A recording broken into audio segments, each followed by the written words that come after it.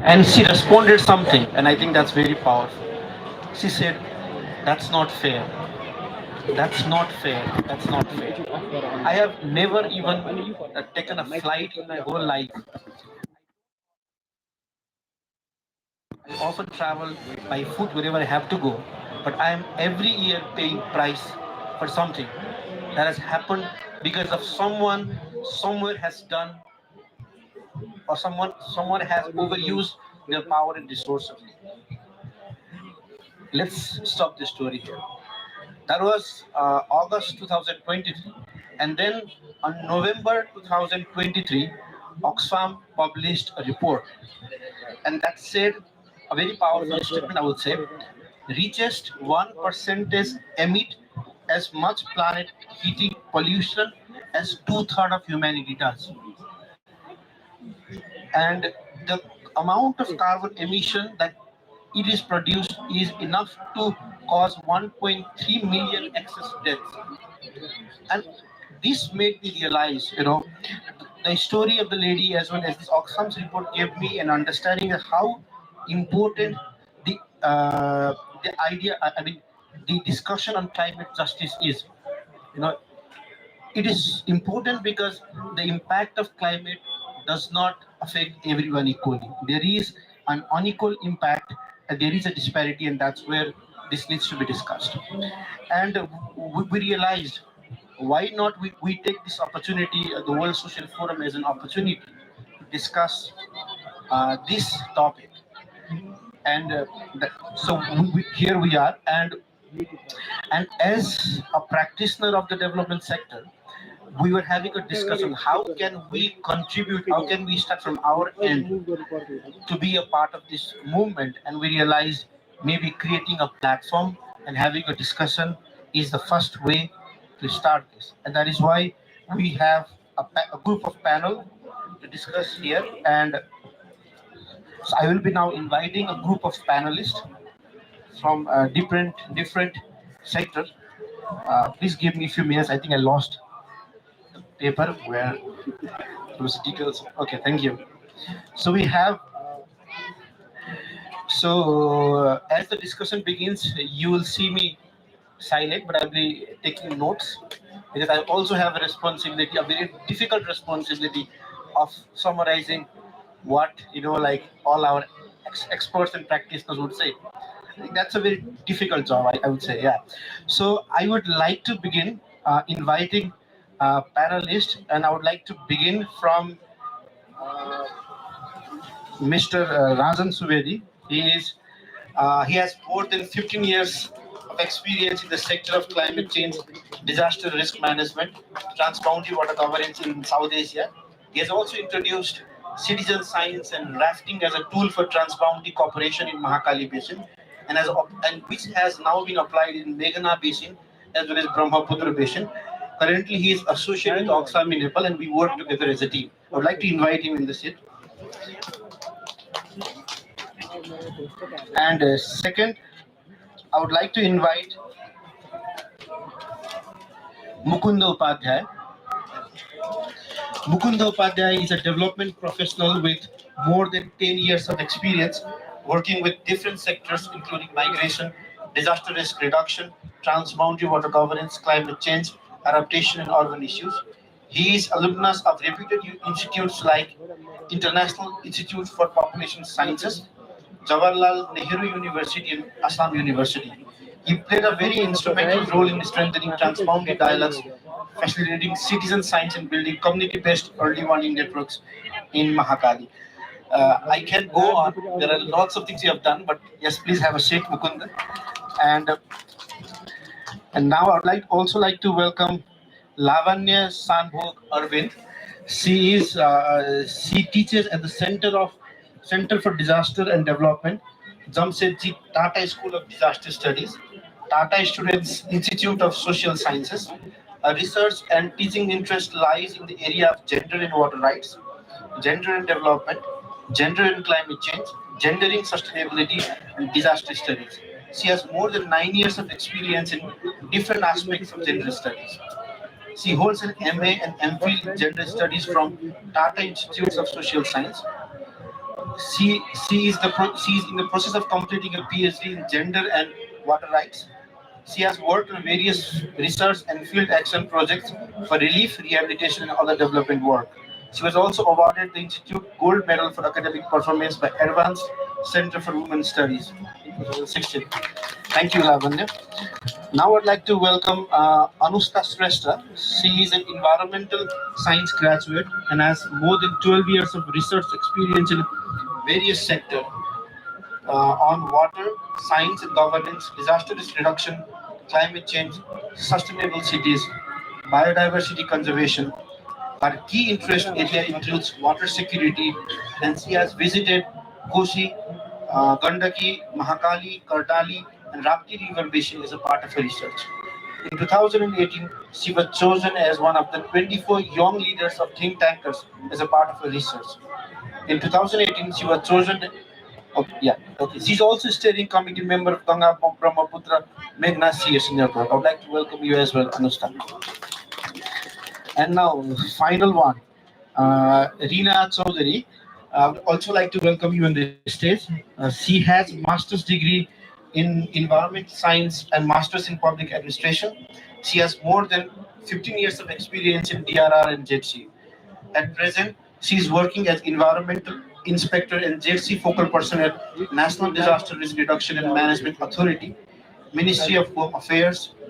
Her major roles are integrating of gender equality, disability, and social inclusion in the sector of DRR, and formulation of gender-related documents like action plans in the sector of DRR, JLC integration in different projects. I would also like to welcome you on this stage. Lots of experts. I'm actually getting nervous seeing so many awarded, and then the expertise.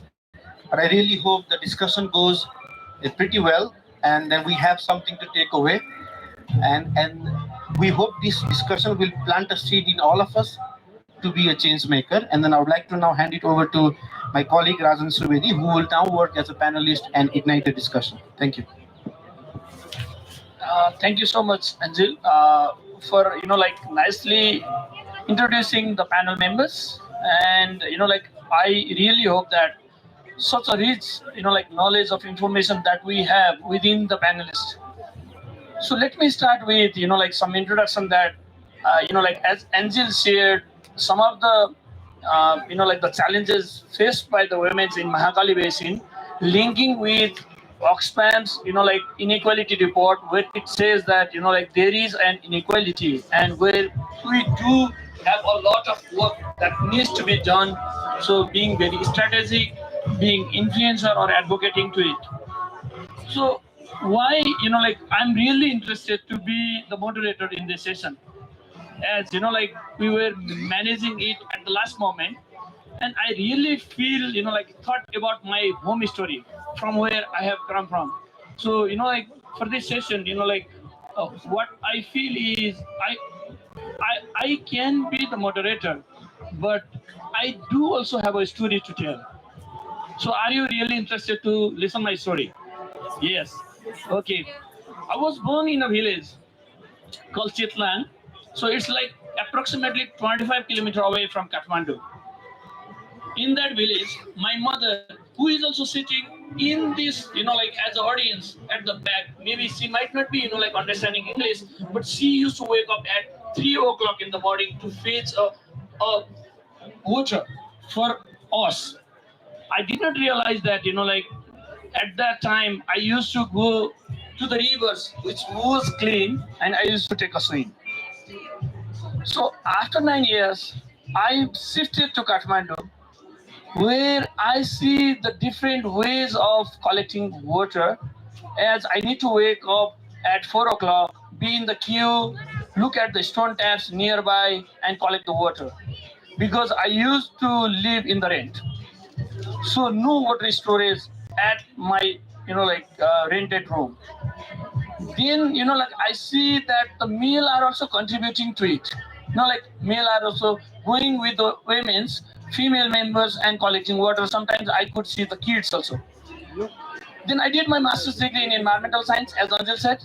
Then I too had an opportunity to like to walk through the rivers. So during that time, then I could see that different people are dependent on the same river. So if you look at Bagmati, like obviously most of the people that. So within that river, you could see cultural aspects in Bagmati temple itself. Some people are dependent on agriculture. Some people, like they are still discussing and working on creating a recreational spaces. So you can see at Sanghamul sites and all other areas. And some people, like the migrant people or, like the homeless people, they are also still looking for some spaces on that. So I mean, there are river, land, water. It is not only related with homes, but also with like different stakeholders within the nation. Then I got an opportunity to be the part of Oxfam. So then I had an opportunity to travel to Nepal, India, Bangladesh through transboundary rivers. Then I could see the same river is feeding to not only the stakeholders within nation, but to all the stakeholders of Nepal, India, and Bangladesh, which I had not thought of. So with this background, then I knew that, like remembering the story told by Anzil and the colleagues, what I can remember is there is inequalities, there is challenges. So it's not because of the society, not only because of policy. There are different several factors. So I'm not the one, like who can share everything because I cannot understand everything else.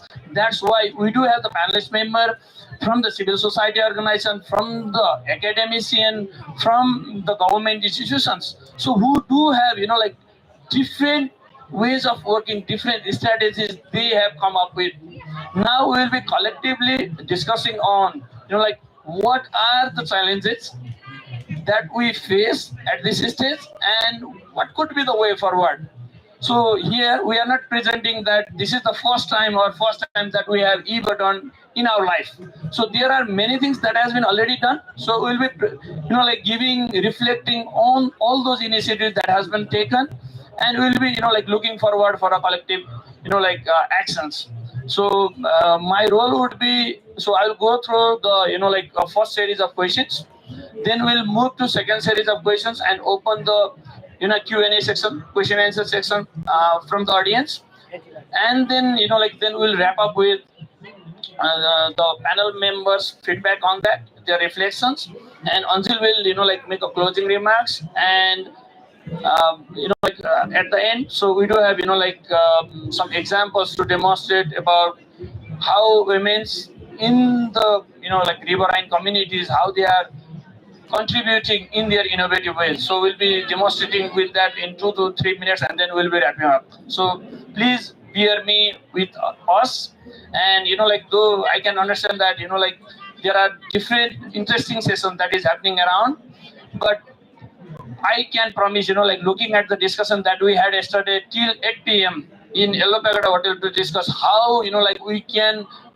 give a collective, like discussion, how we can have a synergized discussions. So looking, reflecting on that, I'm sure that you will not be missing, like others. So now let me, start with discussing with Lavanya.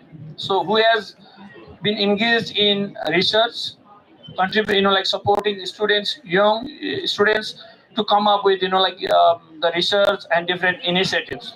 So Lavanya, as like Anjil has also shared, like some of his insights from the field linking with the research, that has been done, published by Oxfam in terms of inequality. So how do you see, like in terms of your perspective on the societal gender norms and power structures, so that has influence on women access to water and control over water resources, especially in terms of national and transboundary level. So can you highlight on this? Thank you.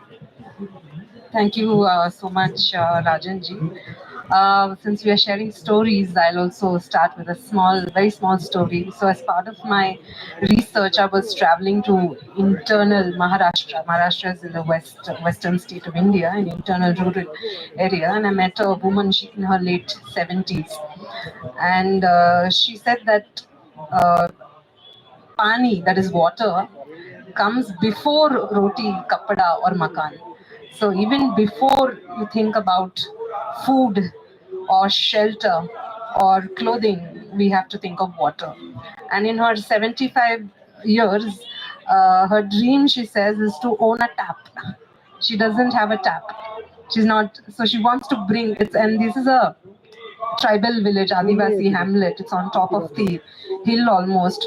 So to get water to that place, you need lift irrigation, and it's very expensive. And it's a small, maybe 30, 40 households there. So there's no tap. So her in 75 years, her dream is to own a tap. So how does she get water? She travels, treks downhill, which is almost a 2 to 3 kilometer steep trek down the mountain at this age and she brings water. And water is heavy, so you have to carry it on your back, on your head, on your hand, on your hip, the way women carry water. So this is a micro narrative, but it has an implication, or it reflects on the larger structures in society. We spoke about gender norms. Women globally every day spend 200 million labor hours daily in doing some kind of work. Either it is water procurement for the farm, water procurement for the household. Rural households are dependent on livestock, so water for the livestock, water for cooking, cleaning, bathing, sanitation needs of not just one person but the whole family. So you're spending that kind of time in water procurement and management and storage and keeping it clean and so on.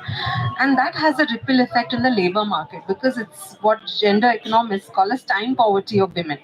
So if you're spending this much time, women and girl children, just trying to get water, then you are not participating in the labor market. You are not, girl children have to drop out of schools, they're not participating in education, and so on. So this is not to homogenize experiences. Of course, this is the gender norms associated with who will do what work, gender division of labor within the household. Now, my second point is, if you have non-land owning women, to give you an example, their water rights are the most compromised, because if I have a piece of land, I can go to the relevant institution or government machinery and say, give me a water connection to this land. If I don't have land, then where will I can't put a bore well, where will I go for the water source? So water is a spatial right as much as it's a human right, as much as it's any other kind of right. We need a proximate water source, so it is a spatial right. In that, the third part is, it's not as I said, women are not homogeneous. Dalit communities, Adivasi communities, they are differentially affected. Women in these communities are differentially affected. So if you look at notions of purity, pollution, the water is supposed to be a medium that can get contaminated by just the presence of certain people. So the social locations form as a medium of exclusion, and social location helps you mediate access to the resource itself, right? And women are the poorest of the poor, feminization of poverty. You can't access market and buy water. It is very expensive. So these are some of the problems that we see. And you asked about the national and the transboundary level. At the national level, most of the water policies are gender unaware. They don't look at the differential gender needs of women for sanitation, for reproductive health, for hygiene, and the time that goes into water procurement. These are not taken into consideration at all. And at the transboundary level, the cooperation excludes women. Transboundary cooperation happens at the level of states, institutes, governments, and women are not part of these participatory decision-making process. So it is a problem that has multiple levels: patriarchy operating at the level of the family, at the level of the community, at the level of the state, at the level of localized, decentralized governance. So what certain theorists call as multiple patriarchies. It is not one monolith, but multiple strands of patriarchal ways that intersect and create experiences of marginalization.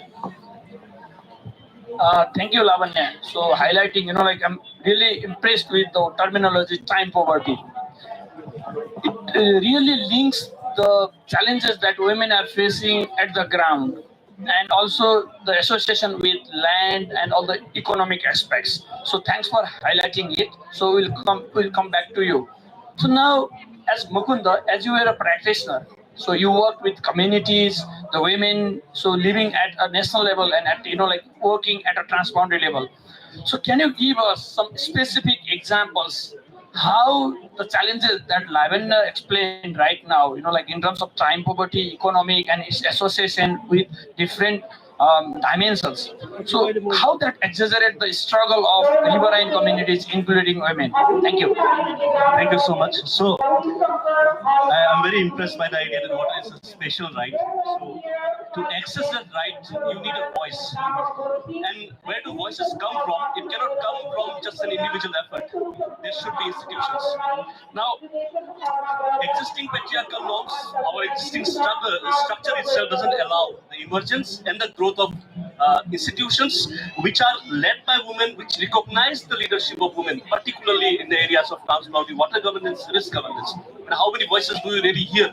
And in the Mahakali Basin, we have seen these are isolated events. Like we might celebrate, these are isolated events. I have seen the women empowerment coming cell, right? The women empowerment cell, they have done tremendous work, very phenomenal. But these are isolated events, and we have seen the Sata Nadi Nagri Manch. Am I audible? Yeah, the Sata Nadi Nagri Manch, one of the informal institution in UP. They have also done some work and considerably well work. They have tried to bring in communities together and try to assert their voice on water issues. But these are all isolated and they don't meet. It's very difficult to bring them together in a common platform. And in South Asia, if only Nepal does, or if say some parts of India does, we won't be able to achieve what we are trying to trying to achieve. So for that, I think unless we have institutions, we can't raise our voice. Secondly, as Alinda was mentioning, unequal access to clean drinking water. Now, taking Lavanya's point forward, often the responsibility of water for usual household activities is vested upon women. Men would say, okay, theek hai, if there's a discussion on water issue, they will say, okay, let's send all the women, and they will sit and where are the men? Where are the men? Because this is the forced imposition of responsibility for bringing water for any household activity on women, and that's why what happens is that your socio-economic position determines who is getting how much water, right? Who is getting how much water, and we have seen this in the field. So a privileged women coming from relatively privileged families will access water better than those who are living in difficult terrains and difficult socio-economic categories. That's why women, so water is not everyone's business, and we should really work upon it. Thirdly, when we say we don't have access, we also should recognize conflicts. Conflicts are, we cannot say that we are always, very peaceful. Conflicts are there everywhere. Okay, and because there are conflicts, there are power dynamics, and the privileged have been taking the best of the best, and that's why I think Angel Ji was mentioning about how the one person exploits and takes the resources at the expense and cost of the human rights of those who are oppressed. So that's why in the Mahakali Basin we have seen how due to so many factors that combines and merges with climate risk, we have seen fishing communities abandoning their usual traditional occupation. Now you might change your occupation, you might go to a higher socio-economic ladder, that's fine, but if you are changing an occupation and you're downtrodden, and because of which men are migrating and women are left, sometimes the men did migrate and they abandon completely. We have seen such cases. Then we should also acknowledge the fact that climate justice is connected to water issues, and climate risks are connected to disaster risk. Okay, and they are not isolated. And when we say they are not isolated, we need to acknowledge and identify all those dynamic factors. And very much important for transboundary areas because nobody is giving a heat there. They're invisible spaces. And particularly, say for example, there are families who are living near 50 meters near the river, or exactly on the bank of the river. And imagine there are families with pregnant women, lactating mothers. There are women who are heading the household, right? So all those families, we never have a lens at all. Whenever we say we should work upon, you should have a risk, we should have a risk-informed lens to development issue. We often ignore a lot of other micro narratives, as Lavanya was emphasizing upon. So that's why you see when search and rescue happens, who are these people? They are men. Search and rescue, you've seen search and rescue. Who is conducting search and rescue? It's very militarized. Okay, so why can't we have a more, gender lens to that? Like how to actually, because most of the time we say women and children are the worst affected. We know that, right? But we don't. We also have to understand that during such a rescue, what are the specific needs specific gender groups have, and what are their needs, and how do we work upon, providing a better humane relief to that. Now, when it comes to real disasters in transboundary areas, we also don't have very meaningful early warning. How many of us are aware, like we have received early warning at least once in a lifetime? We have received early warning. So you will receive early warning, water level will increase from this level to that level, from X1 to X2. Okay, be aware. Now, that is early warning, that's fine. At a very rudimentary level, that's fine. But what about other things, other aspects that are required, say for example, if you could, we don't have a framework for that right now. We don't have a framework in providing, if we're having a gender lens to early warning system, dissemination system. Can we have that? That's a problem. Then structural measures. This is somewhere I actually, I'm a big critic of Eurocentric models. I'm a big critic of American-centric and Eurocentric models when they say we should advocate for, specific rights. Where are the structural measures? Where are the models? If you say we have to advocate in South Asia for ensuring and securing the right sanitation and water rights of women and children and all other vulnerable groups, we have to develop models, particularly in transboundary areas. If you think that something is going wrong, demonstrate a model which recognizes the cultural values of South Asia. The values shouldn't emerge from Europe. The values should not emerge from the West. You should understand that our culture is unique, and when I say our culture is unique, I actually take South Asia as a whole. India, Nepal, Bangladesh, Bhutan, all the countries in South Asia, we have a unique South Asian values, and somewhere the models coming from the West do not recognize, and that's why our advocacy parameters should have structural measures. Very important. Then comes, when you're talking about models, another problem is models in South Asia itself, our models, traditional premises on which models are built, they are very problematic. When we say, let us reduce ODF, we ODF, open defecation, right? We say that, okay, it is to save the patriarchal honor. No, sir. It is not to save your patriarchal honor. It is rather to secure the water and sanitation rights, right? You don't have to say because our women should not go to the river, that's not the point. You can keep your patriarchal honor at home. You should say because it is not right through the lens of water and sanitation and hygiene. Okay, that should be the idea. That is a problem across South Asia. That's why what happens, Eurocentric borders, they come, they also don't know much about us, right? And we are also living in our own paradise, right? And that's why nothing works out. Right? That's why we say we want only output and output and output. But because we are failing somewhere at the level of conceptualization itself. So I think this is it for the time. Thank you so much. Thank you, Mukunda, for highlighting, like the imposing and, like the time to immerse ourselves, to demonstrate ourselves, like what type of model do we need rather than accepting, like what comes out from outer hemispheres. So now looking at this discussion, this vibrant discussion, so what I also realize is Mukunda has already, like raised the questions on there are a lot of challenges that he sees as a practitioner in the ground. And Lavanya also, like says that as per her research, so there are challenges in terms of gender norms and power structures. So I would like to go to Anusta, so who is looking at policy and practice. So from your perspective, like how do existing policies and transboundary agreement currently address the gender consideration, and where do you see the gaps? So can you enlighten us on that perspective? Am I audible? Yes. Thank you, Rajanji. I'm very excited to be here, and I'm glad that I get a chance to be part of this such a balanced panel. I would like to start by sharing my observation of policy level meetings. One thing that I noticed is that there were more number of male speakers as compared to females, and the male speakers were always speaking in the beginning, taking huge amount of times, and the female speakers were speaking at last, and they are hardly getting 5 minutes. So this, in a way, exhibit discrimination because the woman voice was not effectively captured, and their meaningful was also somewhat missing.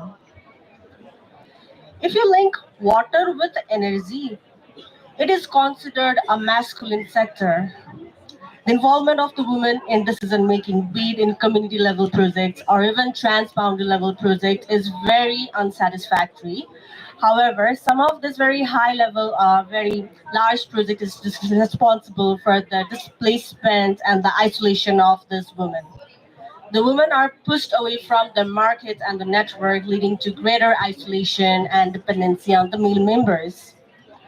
We reviewed different transboundary agreements and minutes of the joint meetings between India and Nepal. And the focus of these agreements and the meeting is mostly on allocation, use, and diversion rather than equitable distribution and sharing. And the issues such as gender, even climate change, is not mentioned in those agreements or meetings. We need to acknowledge the fact that these meetings and agreements took long time back where gender was not mainstream. However, even the recent joint committee members has not effectively captured the gendered lens. We also checked the participants of this high level meeting and we observed that there were mostly the high level government officials. There were no other stakeholders, be it CSOs or universities or media or private sectors. And if you look through the gender lens, the gender diversity, you see that the participation of women is almost invisible. The Water Resource Act, it came in 1992, and the Water Resource Rule in 1993. And the word gender has not been mentioned, not even once in these acts and rules. And Water Resource Rule has also described about formation of Water Resource Committee. However, the committee consists only of the government officials and the diversity is missing in this case as well. The new Water Resource Act is under the review of cabinet and hopefully it will have gender and marginalized provision.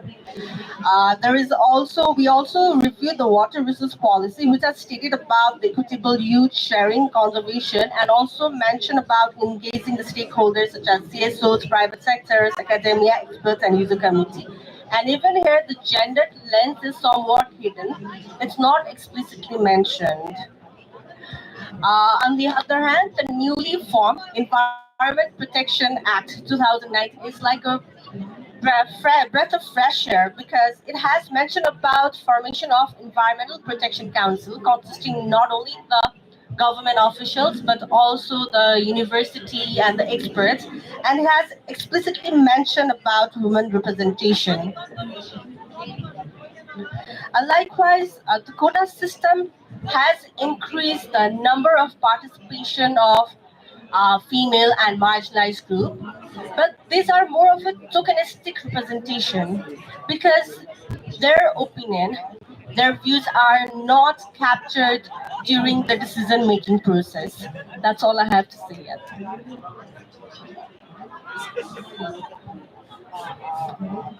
Hello. Okay. Thank you, Anusta. Highlighting the challenges that you faced and all the activists that faced in terms of addressing, gender's consideration into policies. So in one of the meeting, as most of the colleagues who were working, who are still working in water, so they have also worked in terms of disaster risk management, and I could see number of faces who had contributed in asking government, to endorse this new disaster risk management act. So during that time, most of the people they were quite excited, saying that okay, at least now we have the act. But the challenge still we do have is, does it looks through the gender angle? Does it ensures the diverse participation? So can it be implemented? So thanks for highlighting, these insights on this. So now, moving forward, so we do have a representative from government of Nepal. So the Rina. So I would just like to, understand, though civil society organizations, community people, they always blame the government. So here we are not here to blame the government, but try to understand. So what are the correct decisions at national and regional level? So, do they have sufficient capacity, resources, understanding to deal with such challenges? Like as shared by Lavanya, Mukunda, and Anusta. So, can you highlight on this? Thank you, Rajan. Uh, this is very genuine question, and at first we should know the gender is very emerging issue in Nepal, and it is also cross-cutting as well. So, during the few decades, Nepal has been able to achieve and progress to introduce and to establish the concept of gender as a meaningful approach in the sector of water governance or in climate change or in climate change disaster. But however, if we see the water related laws or the water management programs uh, at the transboundary level, they rarely reflect the issue of gender. So, if we talk about the current institutions to work in the sector of gender, we can say that there is a huge gapping at the current institution um, at the transboundary level in the terms of program formulation or in the terms of severity or in the terms of priority. As we know, in most of the countries, JC or gender equality, disability, and the social inclusion, and the issue of gender is low prioritized in our policy formulation or in our program formulation. So, in my view, I think our current institutions at the national and the local level to tackle such transboundary water governance issue related to JC is very insufficient, and we need a multi-sectoral. We are raising the issue of gender in sectoral level, but we need such institutions who can talk and who can advocate in gender approaches in water governance. That should be a multi-sectoral institution. Thank you. Thank you, Rina. So, looking at all these discussions, I'm really frustrated because there are too many problems, in terms of identical power dynamics. So, if women are participating, sometimes we see men are worrying because they feel like whether they, like I'm not getting proper power or something like that. So, within, like if you initiate the participation of women and the men, then within the men also, like some men are getting a lot of spaces on that. Even civil society organization, academicians, government, they do have their own ways of working. The challenges that we see.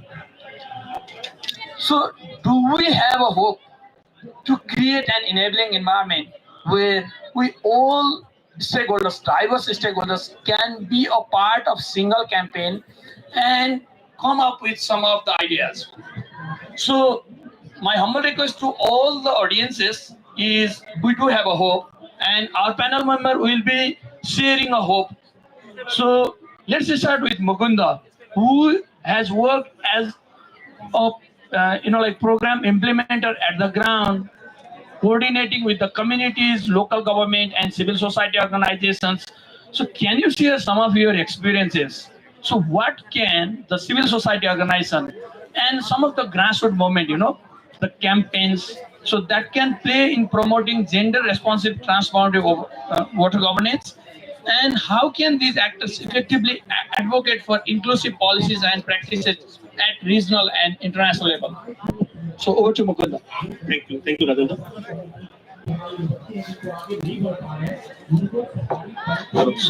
So basically, reiterating again that because the problem exists, we need a solution, right? So there are no institutions, there are no voices because there are no institutions. So let's work out. Let us work together in creating institutions. So when I say institutions, basically institutions which recognizes the leadership of women.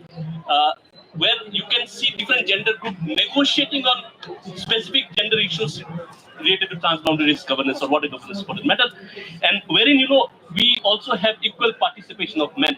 So we don't need an institution where we have a lot of women and you don't see any men coming down understanding their issues. We have to understand each other rather than we don't need to create a world where you turn the tables. You just need to create a world, and in South Asia it's possible. I'll tell you, South Asia people speak the language of love, right? Love and peace is something that you can, it's inherent in the culture. And that's why when you create institutions, you can actually bring in a lot of cooperation. And the cooperation will always happen at the community level. It is so possible. And I have seen this with WEC, I have seen this with Sadhana Nadi Nagrik Manch, seen in the Mahakali, seen in the, in the Meghna Basin. So we can do it. That is one thing. Secondly, we did organize in the past, transboundary dialogues between different actors, at the regional level, at the local level. Now, sometimes what happens, these are very generic.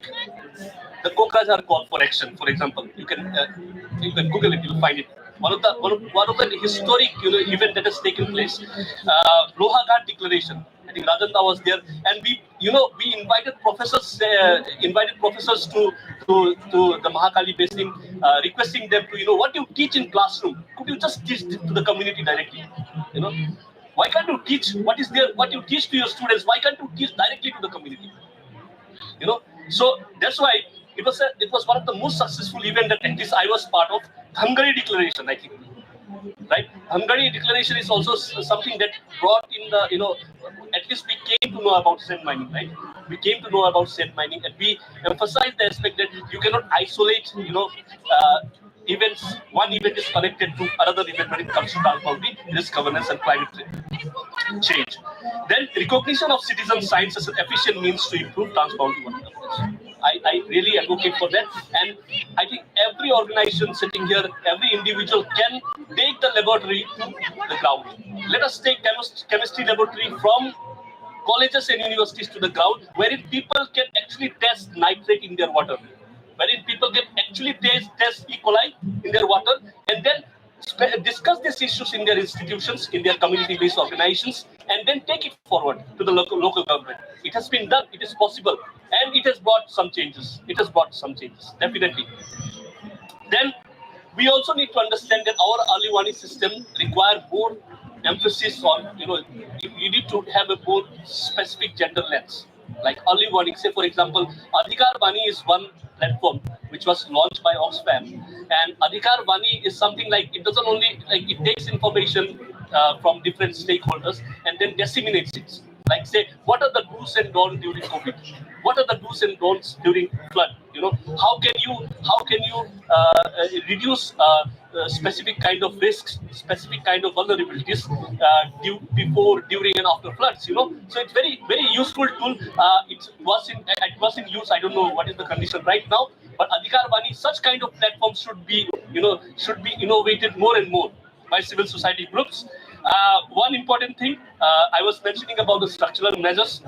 This is for everybody. While you want to advocate on water and sanitation, while you want to advocate for improving water and sanitation systems in transboundary areas, come up with structural measures. Don't just say there is no, there is no availability of clean drinking water. There are sanitation issues, in South Asia. This has been the case. We already know since 10 to 15 years. We have been hearing this over and over and over and again and again. And advocacy without any tangible structure doesn't make sense. Give us models. Show us the way. If you think that, because if you don't have structure, if there are no school, if you can't open a school, you should not advocate for education, telling that there is no education in this village and all. Try to build up a school. Let us start from you and me both together. Why can't we do it, right? So that's why it's important, because developmental parameters are directly or indirectly connected to disaster risk reduction parameters or climate risk reduction parameters, right?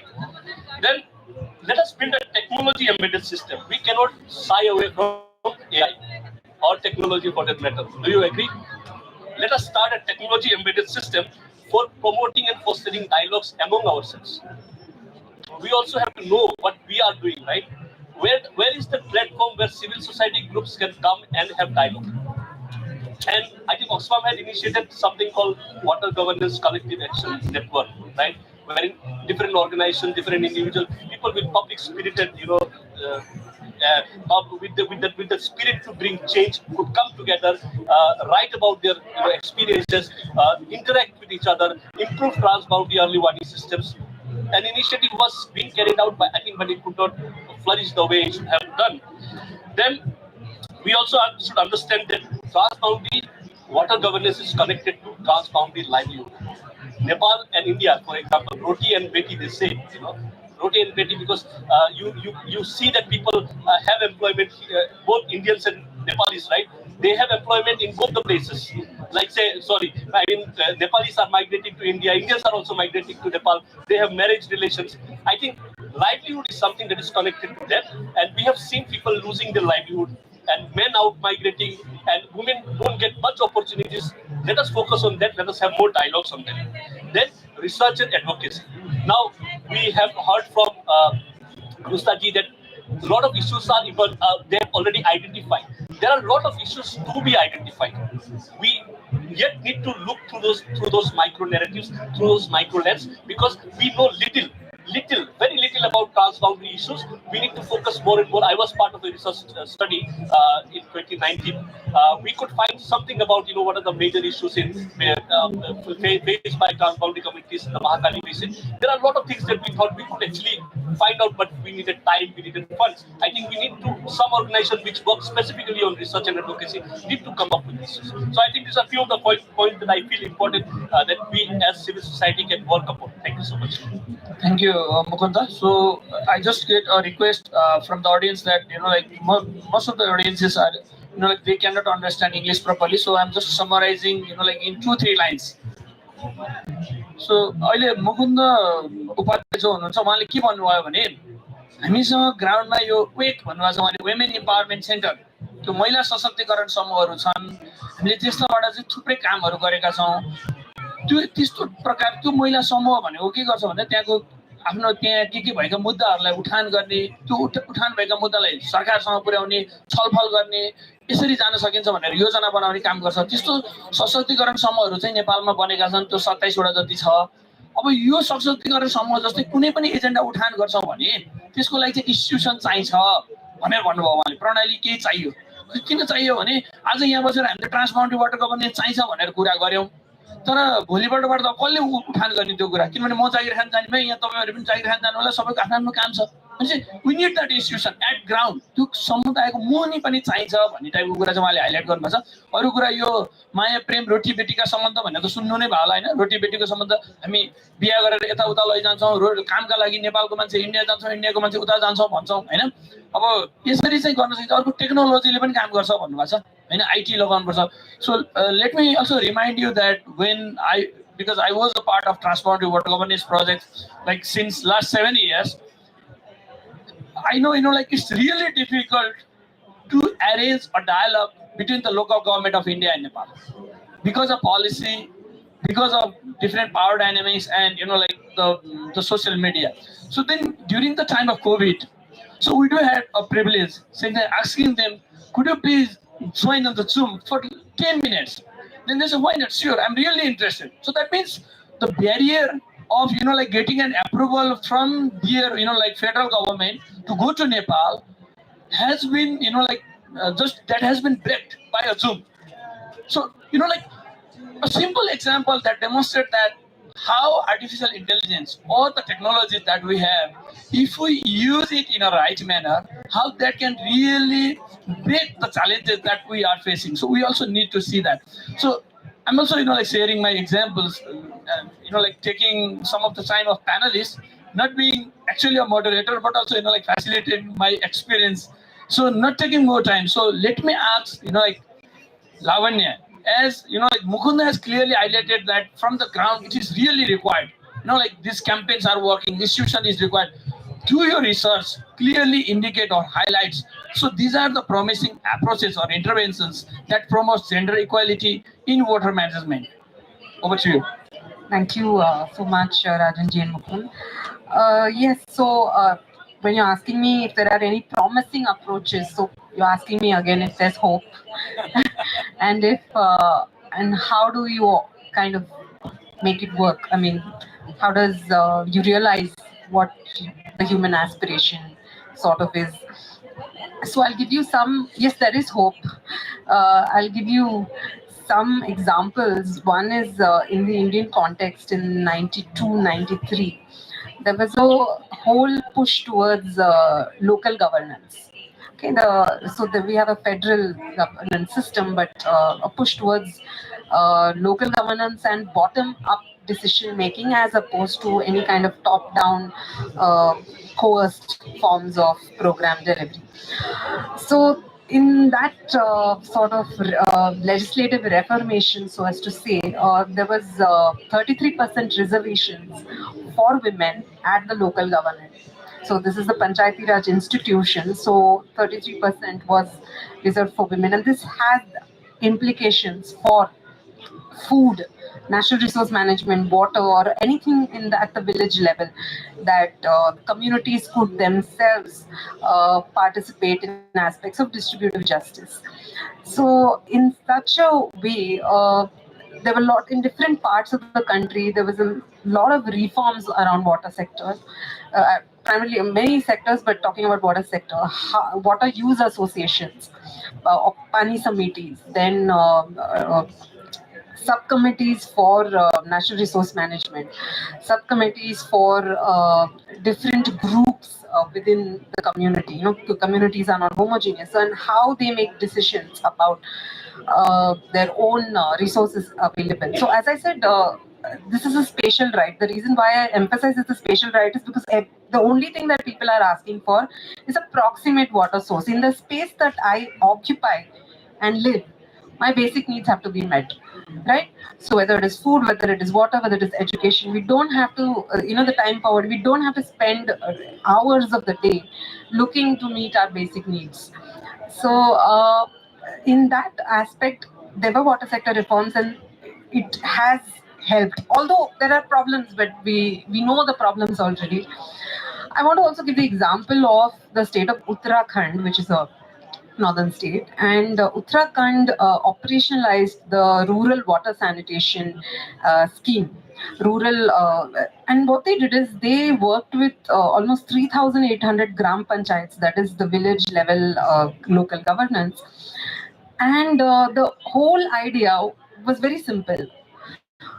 We need water for drinking, bathing, we need water for sanitation, and it has to be available, accessible, and it has to be close by. That's it, simple. Availability, accessibility, proximity. And when you work on these three aspects of availability, accessibility, proximity, you're also working on equity. You are also addressing questions of equity. And who decides accessibility? They brought women into the committee. So women, because as Mukunda earlier beautifully said, not every it's water is not everyone's business. It becomes the woman's business. So they brought women into the decision-making bodies and said, okay, where do you need a water body? What kind of a water source do you need? Do you need a bore well? Do you need a well? Do you need a taps? Do you need a tanker? And today, after almost 10 or 15 years of this scheme going on, almost 98% of most of the villages are have a secure water source. So women don't have to go and walk and bring water. And I think the the targeted interventions on accessibility, availability, and proximity has helped. So if you have, I mean, you do, as I completely agree with Mukunda when he says you need those institutions to do that. But who are those institutions made up of? The institutions have to be made up of the people will that requires their needs to be met. It can't be a division between the people in the institution and the people that it serves. It has to be the same people. So yes, there is hope. I'll end there. Thanks for raising the hope. Actually in the middle, so I feel that there are a lot of challenges, and it's really difficult for us, to manage all those challenges. Now we do have hope. Uh, you know, like, uh, so let me, translate a few lines into Nepali. Uh, यसमा अघि उहाँले के भन्नुभयो भने यो अहिले हामीले जति कुरा गऱ्यौँ ग्राउन्डमा इन्स्टिट्युसन चाहिन्छ भन्ने कुरा अनि केही आशा छ केही गर्न सकिन्छ हामीले गर्ने ठाउँ छ भन्ने कुरामा उहाँले एग्री गर्नुभयो र इक्जाम्पल के दिनुभयो भन्दाखेरि चाहिँ उत्तराखण्डमा जुन काम गर्दै गर्दा त्यहाँ भएका महिलाहरूलाई चाहिँ त्यहाँको समितिमा राखेर काम पानी समितिमा राखेर काम गर्दै गर्दाखेरि चाहिँ उहाँहरूले पानी सेक्युर गर्न सक्नुभयो so that's the best example so त्यो एक्जाम्पलबाट के भयो भन्दाखेरि चाहिँ यदि महिलाहरूको सहभागिता उहाँहरूले नै डिसिजन गर्नुहुन्छ भन्ने कुरा हुन सक्यो भने चाहिँ त्यहाँको पानीलाई राम्रोसँग व्यवस्थापन गर्न सकिन्छ भन्ने एक्जाम्पलहरू इन्साइटहरू दिनुभएको छ अब सबै कुरालाई ट्रान्सलेट गर्न चाहिँ मैले सकिनँ क्षमा प्रार्थी छु त्यो गर्न थाल्यो भने अर्को 2 बज्ला कि भन्ने डर भयो so let's move like understanding what Mukunda has highlighted in terms of hopes. So there is a hope, as like there are different institutions that has been already made, but he has also given a recommendation that so we need a connection. It should not be in an isolated form. So let's say Oxfam Nepal is making women empowerment centers. So in the Indian side, Oxfam India and other institutions they are making the like some institutions, but that need to be aligned. So how those information that translate into the communities, into the provincial government, to the like regional cooperation units, so that really needs to be understood. And as like Lavanya highlighted that though we need the institution, but the composition of institution really matters. So giving an example from Uttarakhand. So taking it forward, we know the problem in the ground. We know these are the solutions. From the research, we come up with, like these are the ideas. So how do you see, like Anusta? So can you share some of the, like insights? We know the problem, we know the solution, we do have model. How easy it is to translate into the policies? Thank you, Rajanji. Whenever there is discussion on water and women, I always remember interview by Miss Kamla Basin, who's a very famous feminist activist. So what happened was that Miss Bhasin went to Rajasthan village to initiate the girls' education project. She invited all the stakeholders, including women, and noticed that the women were not interested in girls' education project. She gets very frustrated and talked to serpents of the village, who told her that this woman spent huge amount of time collecting water and their focus is on water only. So Miss Bhasi realized that the education project will not move forward unless the water crisis in the region is solved. So instead, she wrote proposal requesting water supply in the village, then only implemented the girls' education project. What I'm trying to say is that water is a very basic need, and it's mostly the women at household level who are responsible for household management. So as long as women are stuck in their basics, they will not be able to explore the outside opportunity, and that's where the stakeholders need to step in. They need to focus on fulfilling the basic priorities before moving to the larger initiatives. We also need to have the gender disaggregate data on water use, access, and impacts for understanding the challenges of women. The data on how far the water bodies are, how long it will take for women to reach the water bodies, and at the same time, how it's affecting the physical and the mental well-being of the woman is very important. And in case of joint committee meeting and various policy level dialogue, it's very important to have diverse stakeholders' participations, and it should be the platform where the voices of the women and marginalized are effectively acknowledged. And we also need to provide the safer and larger space to the women and marginalized to express themselves, ensuring a very meaningful participation. And likewise, we also need to empower the women by investing on their leadership skills and also on knowledge development. And likewise, gender mainstreaming is necessary from the data collection to the project design to the implementation. While expanding the role of women in decision making, we need to be mindful that we are not overburdening the woman. And that's where the male allyship comes in. We need more empathy and acknowledge from the male. So male also need to share the household role and dilute the role of woman as a water hauler. Thank you. Thank you, Anastasia, for highlighting like the need of evidences and not only ensuring participation but ensuring the safe environment for being vocal and raising her issues. So one of the things that I remember from one of the project that Oxfam Nepal implemented in Mahakali Basin. So in one of the report, it comes out that majority of the participants were women. So in the report, it clearly indicates that more than 80% of the participation was from women, in terms of agriculture, in terms of road development, in terms of water. Then because male members they used to go for they go for seasonal migration, and then we try to understand, do really women have the decision making power? Then we came up with a different fact. The fact is that when they need to plant something in their field, so they just call their husband from the Facebook, which does not require any money. So instead of buying internet, ask, so what should I plant, so how much? Then so it's clearly indicate that we are collecting the data and we are demonstrating the wrong information, exaggerating the information. So that's what Anushka has really highlighted, that we need to acknowledge their participation in decision making. It's not only about participation but in terms of decision making. So now moving forward, so I will translate it at the end. So I'll move forward to Rina, so who is associated with government. Is there any hope from the government side, so for the successful collaboration between different institutions, as you could see, academia, and from the practitioners to the policy influencers and other general stakeholders, as government has the responsibility of ensuring safe water to all, though other stakeholders do also have.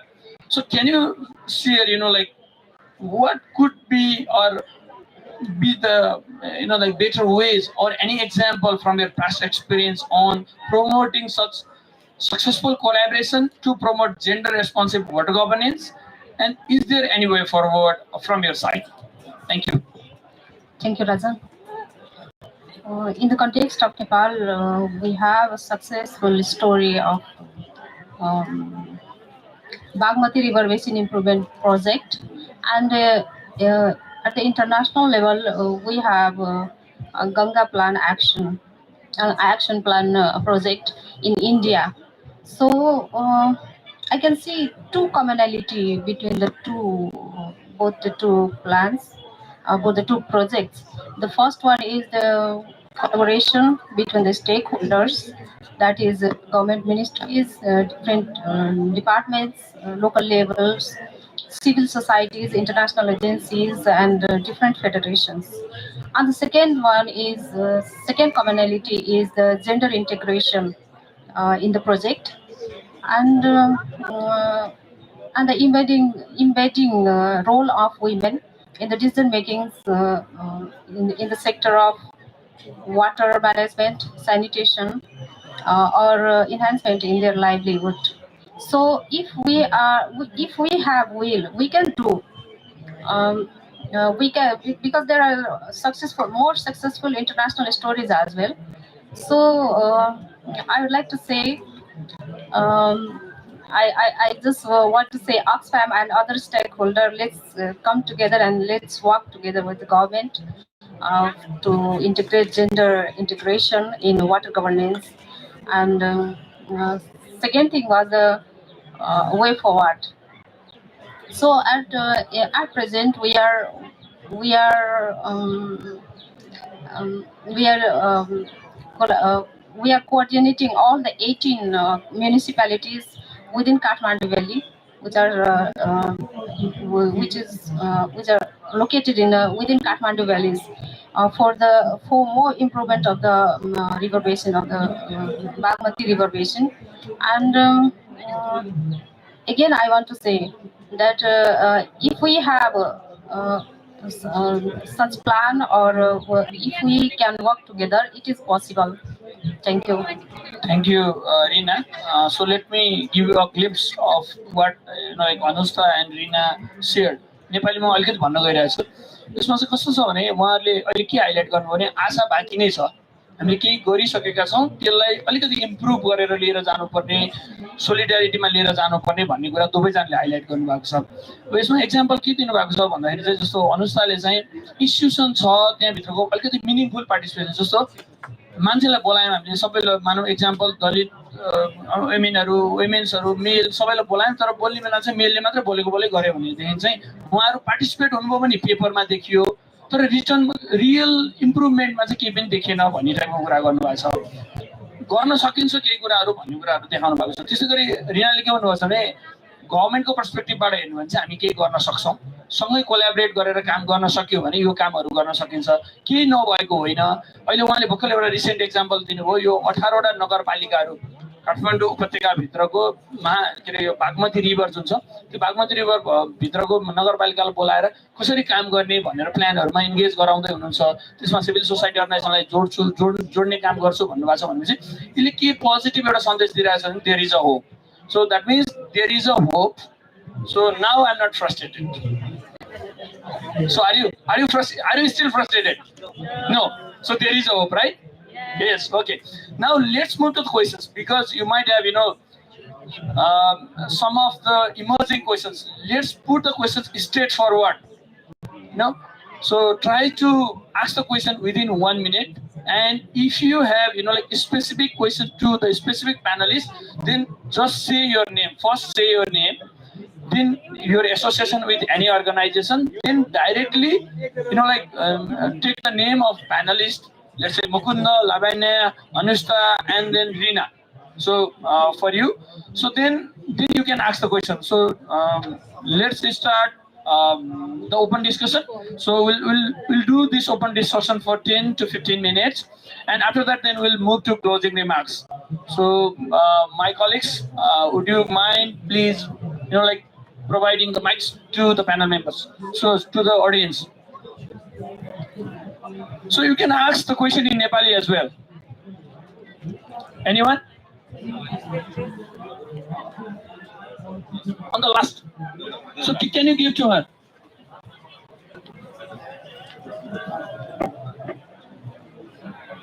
Hello, good afternoon, everyone. I'm Pranjal Devkota. I was previously associated with Oxfam and TROSA project in Mahakali Basin. So my question is to Ms. Reena. During my tenure in the project, I found out that there are so many gaps between government and local levels, especially in accordance with drinking water. So they're not getting proper drinking water, which we have been talking about here, is the basic right, as the basic right. So there are so many gaps between in remote places, and you have mentioned that your government has been focusing on Bagmati Basin. So all programs are only catered towards Kathmandu or neighboring places. So what are some of the projects you have been conducting in remote areas as a representative of government of Nepal? And if you were not aware, I hope I was able to share or aware you with regards to the problems in Darchula. There is a place in Darchula where people none of the governmental projects have been implemented in regards to drinking water or other basic livelihoods. So I hope you can answer that. If not, I hope I was able to aware you with regard to the problem in the grassroots level. Thank you. So let's move to next. So we'll be taking couple of questions, and then we'll get reflection from the panelists. Okay, Prakash sir, go ahead. Nobody is there. Maybe we were able to make everyone crystal clear. And maybe I'm a part of so just one coincidence and two observations. Did you notice some of the coincidence when Lavanya is speaking? Somewhere in from that big ground, we are hearing Dr. Bhupen Hazarika, Krishna Pare. That song about on Brahmaputra and Ganga, that is a song about river. So I will just quote one line from him, Bharat Ratna Dr. Hazarika, who is very fond of Nepali Gurkha culture and also who always wear a Nepali cap. So this is, because this is very interesting. Can you keep the mic near? The line is that. Let me. I'm very sorry. इतिहास की पुकार करे होकार ओ गंगा की धार निर्बल जनको समग्र सबल निर्बल जनको सबल संग्रामी समग्रगामी बनाती नहीं हो क्यों. So situation when this song was came in 1980s by Bhupendra, the situation in the plain of Brahmaputra, which we call Loit, and in Ganga is more or less similar as of today. So people who are really living in the plain of Gangetic plain or even Brahmaputra flatland, the situation is that it has not been changed. So the appeal is that we have to change these situations. So that is our coincidence. I heard that song, so maybe you also heard that song. So that's such a beautiful coincidence. So two observation is that in climate justice and water, the feminist principle that support us to deliver the things is that in feminist principle we say sharing the power. Let's share the power. Let's share the power between us and the people, between us and the government, between us and the and other stakeholders. So one of the fundamental out of 11 feminist principles that we promote, the sharing power is very critical, and this should be taken forward for the discussion. So next thing is that the next observation is that because water is such a critical resource, it is going to be our whole of our agriculture, livestock, our whole society will be affected due to the scarcity or due to the depletion of water, or even due to non-availability of water to the people. So this things this goes beyond transboundary. This goes beyond beyond gender dynamics. This goes beyond our class dynamics. This goes beyond everything, beyond countries. So this has to be rightly, timely. So we should address these issues so that our next coming generation will not fight for the water. Thank you. Hello, so my name is Saurabhi Nirola. I'm also a student of Lavanya, ma'am. So I don't know if it's actually a question, but I think when we are talking about water and gender, I think it's very important to mention intersectionality and water, because I mean the access for somebody from the upper class to water and the access from the somebody from like the female from the low caste will be very like a different scenario. So it will be better to add this perspective also when we talk about gender and water. Yeah, thank you. Srishti, go back. So thank you so much for this insightful talk. But yes, I when Anushka ji was talking about like how water has a huge impact on life of women, that they cannot participate on different social and economic activities and also different educational activities.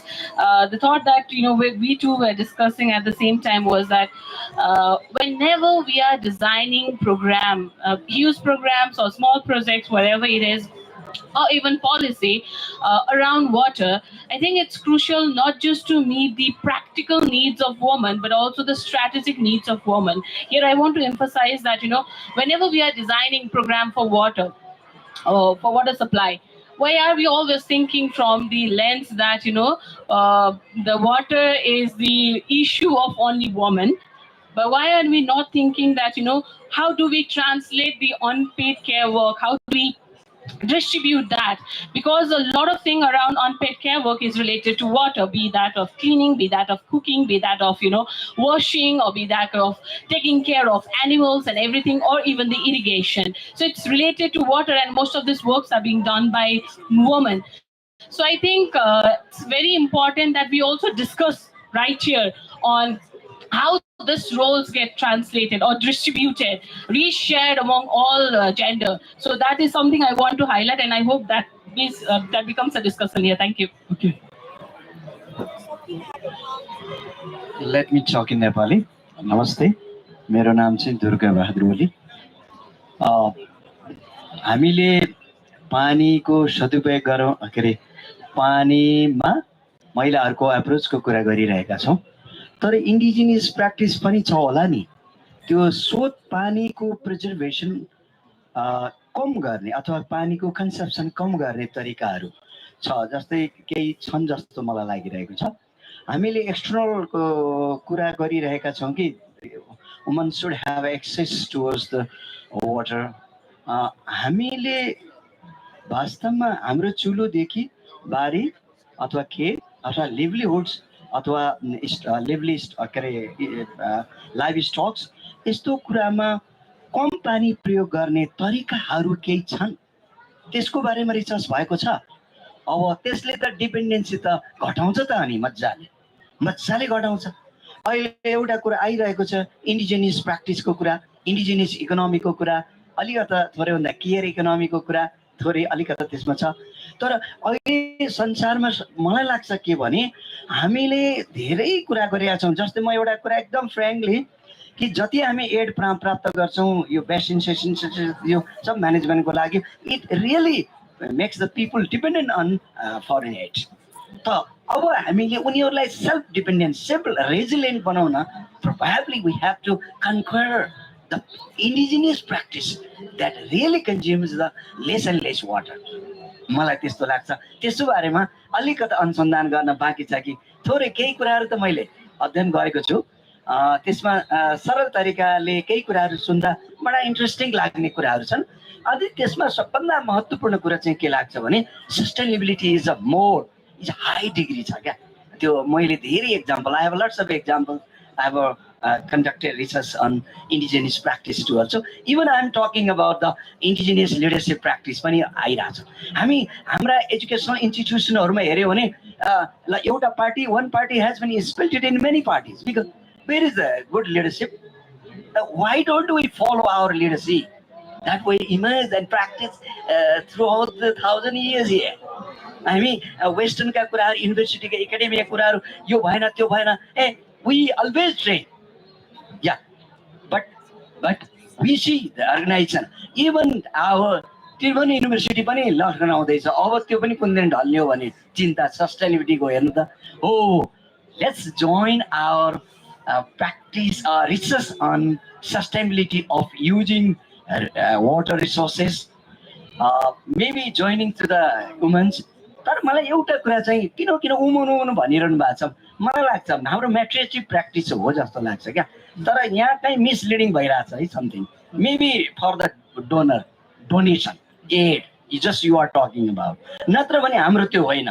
त्यहाँनिर थोरै कहीँ मिलेको छैन, connection disconnection भइरहेको छ। हामी चाहिँ मलाई लाग्छ नेपाल भनेको वास्तवमा मातृसत्तात्मक अभ्यास भएको देश हो क्या। त्यति साह्रो खत्तम छ, उमेरले केही पनि पाएनन् भन्दा त मलाई दुःख लाग्छ। मेरो परिवारमा त मेरो आमा मेरो मुवा नै सी वाज हेड, म छेत्री भए पनि, अनि कसरी के भइरहेछ मलाई थाहा छैन है। Okay sorry, thank you. होइन, no that's a good idea, तपाईँको आफ्नो विचार हो। अरू ओके,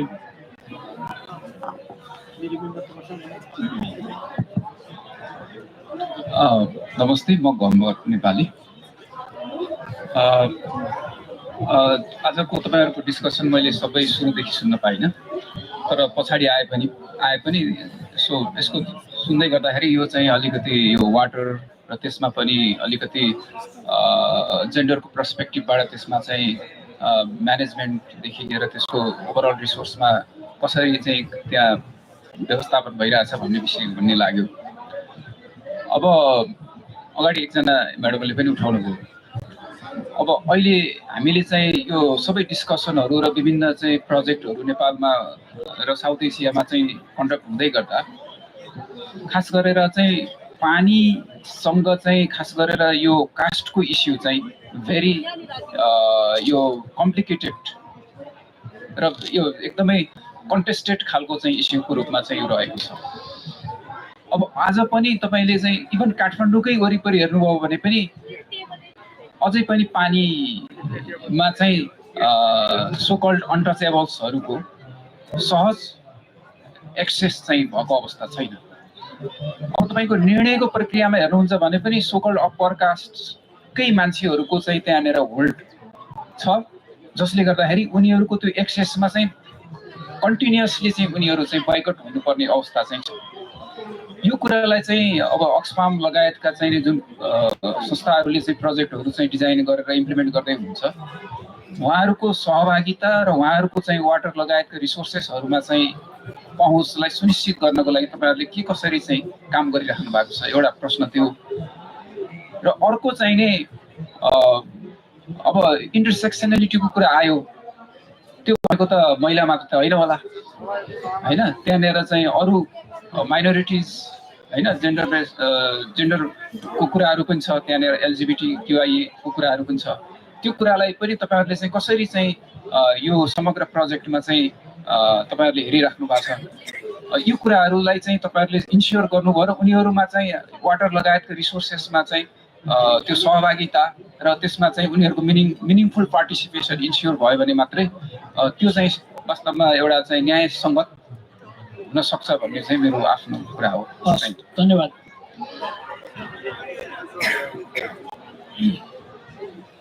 नमस्ते, म वीरेन्द्र शिवकोटी एडभोकेट हो। यो लिगल्ली अवेरनेस चाहिँ कतिको छ, म अहिले लेटेस्ट आइपुगेँ यहाँ, मैले कति पनि धेरै सुन्न पाइनँ कि लिगल होइन, लिगलको क्षेत्रको मान्छे भयो हुनाले लिगल्ली कुराहरू पनि त लिगल्ली अवेरनेसबाट पनि धेरै गर्न सकिन्छ कि। संविधानले त धेरै कुरा सबैलाई इक्वालिटीको प्रिन्सिपली त धेरै कुरा दिएको छ नि त, त्यो प्र्याक्टिकली गर्ने कुरा चाहिँ यो लिभिङ अलिकति अवेरनेस दिने काम चाहिँ हजुरको संस्थाले पनि कोअर्डिनेसन गरिरहेको छ कि के छ, कसो छ यसको बारेमा? हजुर, हामी इनफ छौँ त्यसलाई अलिकति प्र्याक्टिकल्ली ट्रान्सलेट कसरी गर्ने? Thank you. Thank you very much, everyone, for your insightful talk. This is Kisan Kharka. Actually, I work for National Environment and Equity Development Society, REACH in South. So I think we are talking about transponding. That is, we are talking about us. So in my perception, whenever we talk about us, we talk about collaboration. I found, though I work in Mahakali River Basin since 2017, I born and grew up in that basin area. What I feel is there is a huge gap of collaboration. Whenever we talk about institution, there are institutions, but there is a huge gap of collaboration. They don't want to come together. They don't want to raise their voice together.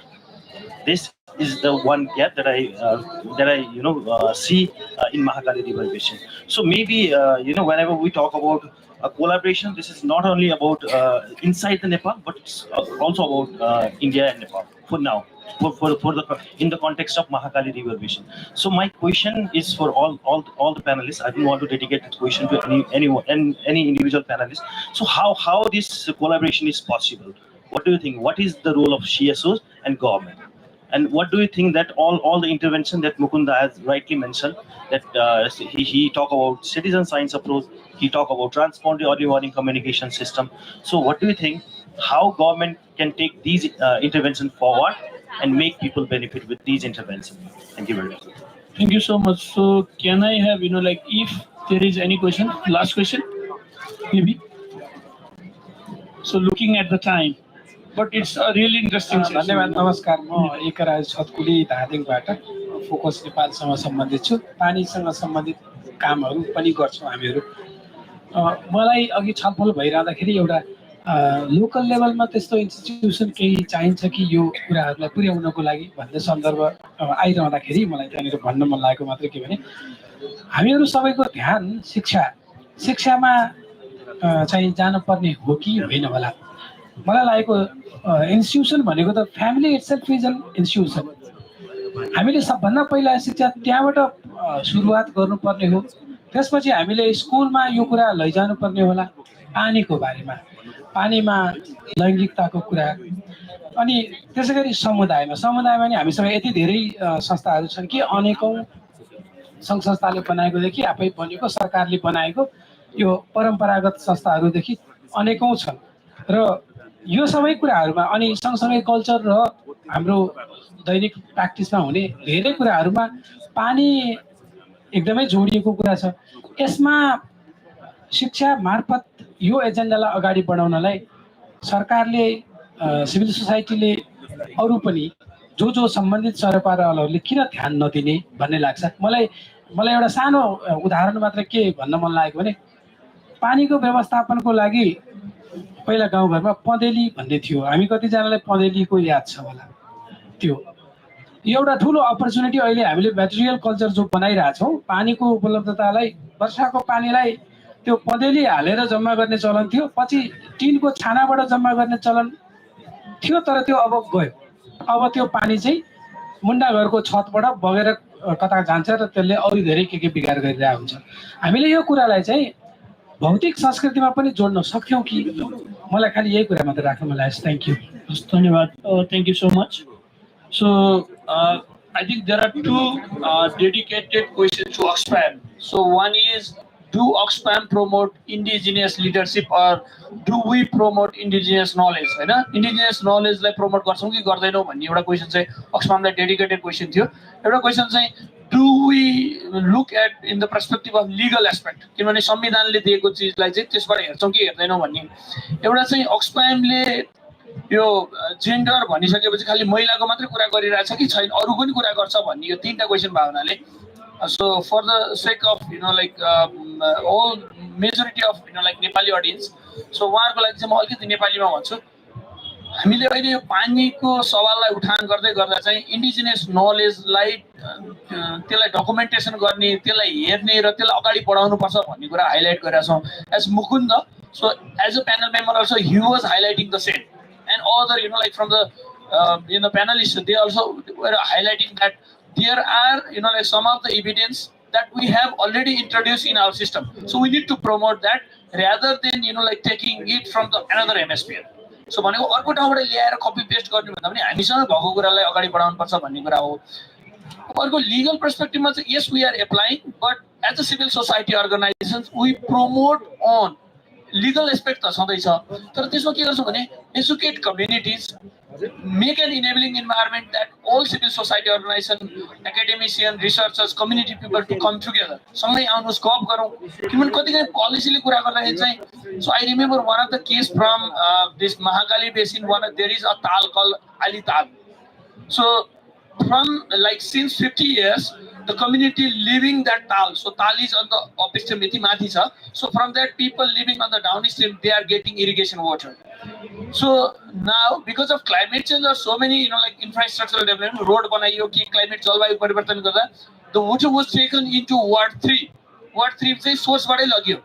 Then we went for a like field visit, we tried to understand, they shared the problem that we are not getting the water that we used to get since we were living. I mean, त्यहाँ बसेको 50 वर्ष भयो, it's like 50 years, तर अहिले पानी पाएनौ। Then why don't you fight? Ward 3 सँग why don't you fight भनेर कुरा गर्दा मैले के भन्छु भने, so they talked with Ward 3, but in Ward 3 there is a school, and in that school all the students of the downstream community they study there, and when they go and negotiate, then what the like communities in Ward 8, so where the water has been taken, they said that if you make a legal complaint, so will not allow your student to come and study here. Look, like that's why I'm emphasizing here is, yes, we need to take the legal action, but there are a lot of challenges which like we could not see. There is a power imbalance, so that's why I think, so let's share the power, and it's not easy to share power, isn't it? It's not easy. Sometimes we also forget, like though we call it ourselves activists, sometimes we forget our power. So let's try to reflect on ourselves and communicate communities so that we could share the power. And maybe on the last one is maybe that caste-based like discriminations. Yes, we do have, but we are trying our best like to aware people and to also take a legal actions on that. So these are my reflections from Oxfam side. So let's move from the Mukunda, then we'll turn up to like Reena. So not taking like so much of time, we do have like opportunity to discuss bilaterally. And one thing I would like to highlight that Reena, as she is also like representing government, but she is not like leading everything like water and like agriculture and all these things. So she might be a mediator to communicate those informations. So she is especially looking after disaster risk management. So maybe like she might not be answering like on all those aspects, as that we do have government protocols, so that's also called governance. So we also need to like respect the government system. So saying that, so let's start with Mukund. Thank you for the questions. धेरै राम्रो लाग्यो म नेपालीमै दिउँ उत्तर so basically यो मैले यो family water footprint भन्नाले एउटा परिवारमा कति पानी चाहिन्छ कति पानी प्रयोग गर्नुपर्छ वा युज गर्नुपर्छ भन्ने कुरालाई अब एउटा कन्सेप्ट छ वाटर फुटप्रिन्टको सो वी से कर्पोरेट वाटर फुटप्रिन्ट वी से national water footprint cultural water footprint है त्यसरी नै फ्यामिली वाटर फुटप्रिन्ट पनि हुनसक्छ एउटा परिवारमा कति पानी चाहिन्छ एकजना पुरुषलाई कति चाहिन्छ एकजना महिलालाई कति चाहिन्छ नानीहरूलाई कति चाहिन्छ we can calculate it we can calculate and there are traditional ways secondly traditional विजडमलाई धेरै सेलिब्रेट गर्दैछौँ हामी लाग्छ वी सी द्याट हाम्रो आजको हामी जुन युगमा छौँ र पहिलाको युगमा है हाम्रो घरको छेउमा झरना हुन्थ्यो झरना पदेरी भन्छ नि झरना भन्छ झरना हुन्थ्यो र झरनाबाट पानी हामी लिएर अनि मतलब we didn't have water supply at all ठिक छ we to rely on the jharna एकदिन सबै झरना पनि बन्द भयो खोलाको स्रोत सबै सक्यो र हामीले पानी फालाफाल गर्थ्यौँ we actually use to misuse water in the past because we thought water was available ठिक छ so when it comes to traditional usage traditional wisdom on water usage we should really be careful our traditional water usage has been horrible not because that we didn't understand the concept of water footprint it's because त्यहाँ पानी यति अभावै थिएन पानीको and our understanding on water itself has changed that's why we need to have a more modern and revised understanding on water use particularly for people who are living in cities like Kathmandu where Bagmati पनि सकियो बागमती पनि पहिला जस्तो छैन महाकाली पनि पहिला जस्तो अब रहँदैन धेरै दिन छैन शारदाको अवस्था बहुतै खराब छ त्यस्तै अरू खोलाहरूको पनि गङ्गाको अवस्था खराब छ त्यही भएर we really need to have a modern understanding secondly on the question of institutions there is a huge gap on collaboration definitely I understand that and the question on caste itself unless you have institution when I say institution family is an institution definitely but every family is improving in its own way we need to have a unified approach right out of the regular system no matter how specific system the state creates you should always have a civil society system agar samajma cooperation जिन्दा राख्नु छ तब out of the state system तपाईले आफ्नो institution बनाउनै पर्छ किनकि अगर स्टेटले सबै कुरा गरेर दियो भने चाहिँ फेरि स्टेटले आफ्नो पाराले गर्छ है त्यही भएर मानवता कस्तो हुन्छ भन्दा ट्रान्सबाउन्डिङ कोअपरेसन चाहिँ खासै भनेको it is based on the idea of peace and love मैले पहिले भनिसकेको छु कि a peace and love is something that only community can do it and it can be done out of the family you form your own institution you can form your own groups based on own specific socio-economic cultural needs right तब बल्ल गएर के हुन्छ भन्दाखेरि you will come up with ideas on how to collaborate better because यो साइडमा चाहिँ हुन सक्छ उसको कोलाबोरेसनको आइडिया नै अर्को होला त्यो पारी कोलाबोरेसनको आइडिया नै अर्को होला but we are one culture at least India Nepal I can say that we are one culture in many respects maybe there are specific points where you can converge an institution will solve the problem of caste also institution formation भयो भने त voice आउँछ नि त voice आयो भने त voice लाई चाहिँ रेज गर्ने ठिकै प्लेटफर्म पाउँछ नि त प्लेटफर्म पाएपछि you can always come out with specific issue कि यो ग्रुपको इस्यु चाहिँ इन्भिजिबल भएको छ let us make it visible and let us understand it better thank you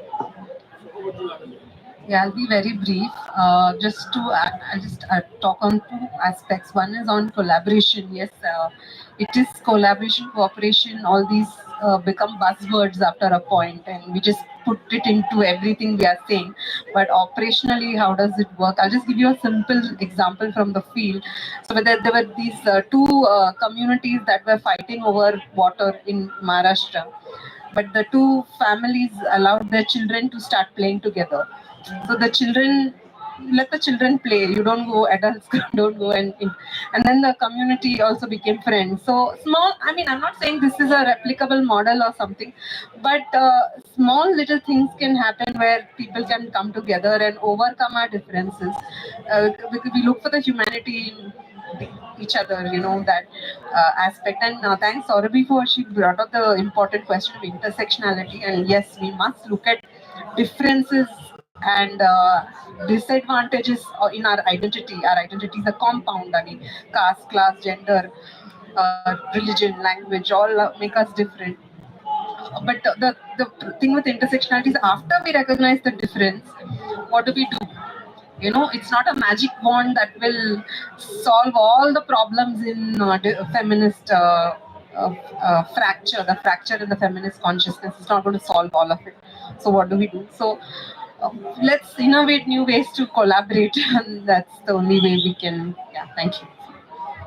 Now move to Anustar.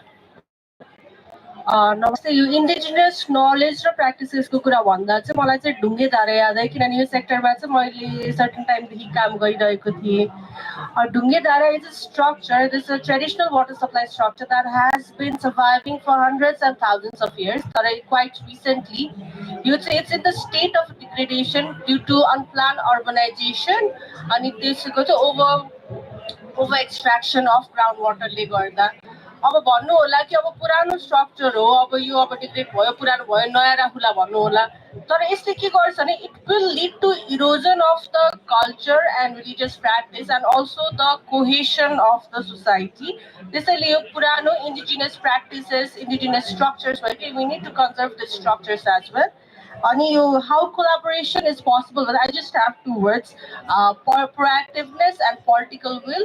This is very important for collaboration. Regarding the first question of our former staff of Oxfam, like I said earlier, there is a gapping and challenges in terms of gender considerations and current institutional arrangement in terms of gender sensitivity and priority and the program formulations.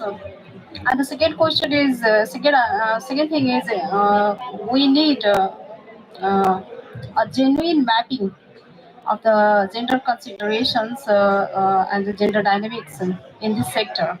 I just want to say that I have already told that there is a gapping.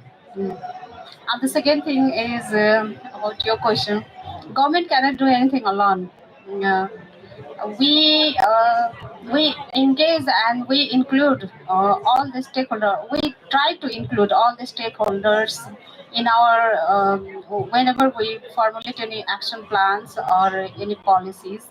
Um, we try to include international agencies and international INGOs, civil societies, and federations related those who are working in this field.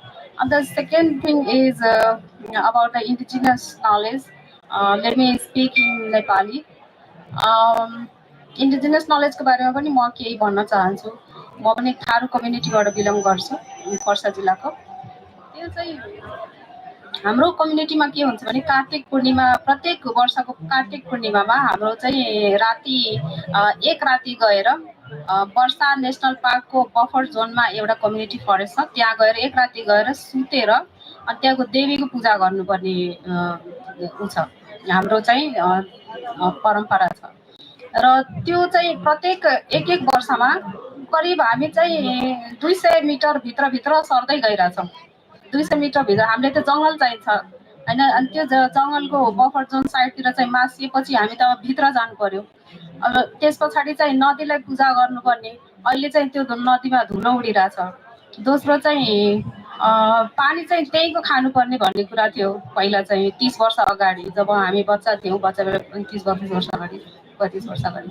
अनि त्यहाँ चाहिँ मुहान सुकेर हामीले चाहिँ तीनटा त्यो के भनिन्छ बोरिङ कल हाल्न चाहिँ बाध्य भयौँ अब यो चाहिँ अब इन्डिजिनियस प्र्याक्टिस वाटर गभर्नेन्सको कुरा गर्नु पर्दाखेरि चाहिँ अब यो क्लाइमेट चेन्जले पनि धेरै इफेक्ट गरेको छ क्लाइमेट चेन्ज भनेको अब एउटा सामूहिक वेदर जस्तो त होइन हामीले बदली गर्छौँ हामीले यो गर्न सक्छौँ भनेर अब त्यसमा पनि म्याटर गर्छ भन्ने कुरा मैले राख्न चाहे यहाँ धन्यवाद धन्यवाद सम्पूर्ण प्यानल मेम्बरलाई धन्यवाद so thank you so much to all the panelist so without drinking a cup of like water so we are speaking like for 2.5 hours so now we'll move to wrap up so by Angel ji and then followed by a small like event so not taking more than 10 minutes so we'll wrap up.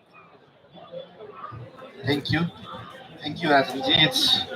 It's very difficult to wrap up a conversation that took place for like 90 minutes plus and I haven't given 10 minutes. I think that's what Anushka ji was saying, that everyone will talk but at the end, female will be given 2 minutes to talk. I think it's important. I should be given enough time to wrap up. Yeah. So,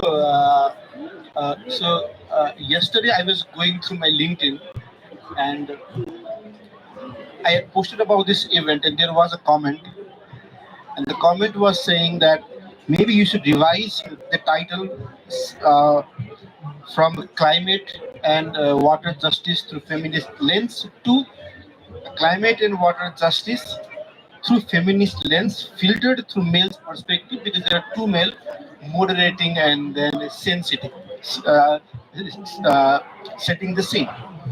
And I mean, there are always different perspective on this, but I think it's important that I highlight this.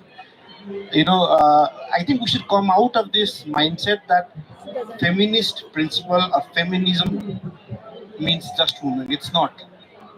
That's when I think Saurabh talked about intersectionality.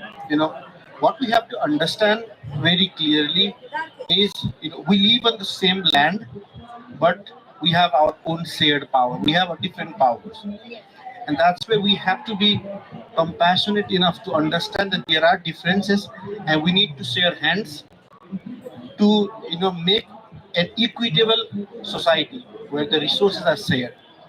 I don't have to be male or female to talk about my mother or my daughter. I'm not married, but still, yeah. And so I think that's first thing very important. That you know, the flag of feminism is not flag that women should hold. It's something every conscious human being should hold, who is compassionate enough to understand that there are differences, and there might be something that I am, I must be, I have received, but and some might not have received, and so that's the first take I have. And uh, then I was thinking, how many of us do truly represent the people we are talking about, talking for? I mean, many of us don't represent them. But again, I think at least having this platform gave us an opportunity to raise the topic. It's live. Many people are listening to it, and if they are not, it's recorded, and many people will listen to it. That will eventually plant a seed somewhere. That okay, these are the issues, and this needs to be talked. And that takes me back to what Mukundaji was talking about, the need of an institution and platform. If this platform was not in place, these voices would not have been brought up, and we would not have this question and answer session, and we would not know the how pressing these issues are. And I think that's very important. We need to have a platform at the local level where these voices are raised, and also to point at the uh, how well people are aware on the legal aspect. I think many people know that having access to basic water is their legal right, but again there is not enough platform to raise it properly. And the second point, not just platform, it's also about the safe space. I was talking with Mukundaji yesterday. I remember one incident where one of the parliamentarians, she was speaking, she was not able to present it well, and there were a lot of hate comments in YouTube. I think that's the first we should start, is to change the narrative, that we should provide safe space for everyone to raise their voice, to put their point. And I have these days I'm trying to move myself from telling the word raising the voice to making a point, because not always being loud is being correct, but you need to be able to make a point. We need to change the narrative. We need to teach those people on how to make their point. I think that's also a very important point. And the need of platform becomes more crucial, and I think that's truly justified. And I was shocked to know that 200 million hours is spent collectively by women. I mean, that's a long time. We get frustrated if we have to wait 15 minutes for someone, and spending 200 million hours of someone's life just to collect water. And on top of that, there is more time in searching the source to collect water. So that's a long time. I think that's a crime to take away someone's life, a very valuable life, and so that's and and we don't include them often in a decision-making process. The one who's spending 200 million hours of their life to just fetch water, and we somehow exclude them in the whole process is not fair. And that's where I think we need to bring some changes. So there was also, a discussion about, the power structures. These are the power structures that that's affecting. That's not, giving enough space for women as well as the other marginalized groups. So when we are saying women, it's not so feminist lens is not about just about women. Yeah. So it's all about all those community members who, in one way or the other, have less access to decision making or resources. And I was surprised, when Anushka was saying that it's not just the story of at the ground level; it's the story also at the higher level. You know, she was telling that in many of the police level meetings, there is not enough representation, and even if there are representation, women may not always have enough voice. That may also be because we have not taught everyone how to make a point. That's also equally important. And I was also taking a note on the transboundary agreement part, because we are talking about the transboundary. I think it's very crucial to understand that transboundary agreement becomes a basis then for everything. And so I came to know that these agreements are mostly based on allocation, use, and diversion of river water, and somehow we have missed the climate and gender perspective.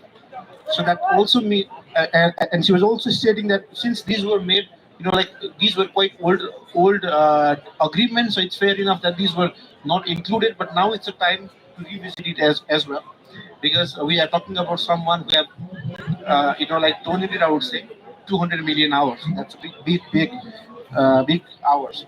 And I was looking at some of the documents, when we were having discussion yesterday, because all these gaps exist, all these gap exist. People are not able to raise their voice or don't have platform to raise their voice.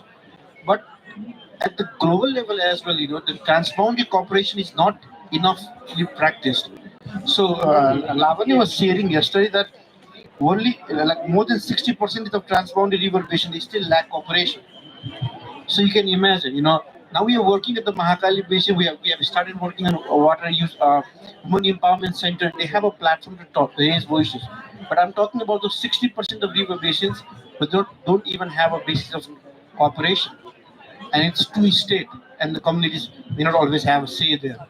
I think that's important, and I would also like to highlight that many treaties took quite a long time to be formalized. Like Indus Treaty took 10 years, Ganges took 30 years, and Jordan 40 years. So that's that long level of engagement, and yet this marginalized community not involved in one way or other. I think that's something we need to change. And I was also I would also like to thank Mukunda to talk about this gender lens and the need of gender lens in the climate crisis and disaster crisis. There is a standard that says if you have to go and rescue women, it has to be you women. But in practice, it's not always the case.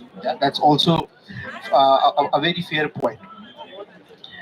And then we also talked about the hopes. These were the gaps. These were some of the pertinent issues that that needs to be brought in the surface to ignite the discussion.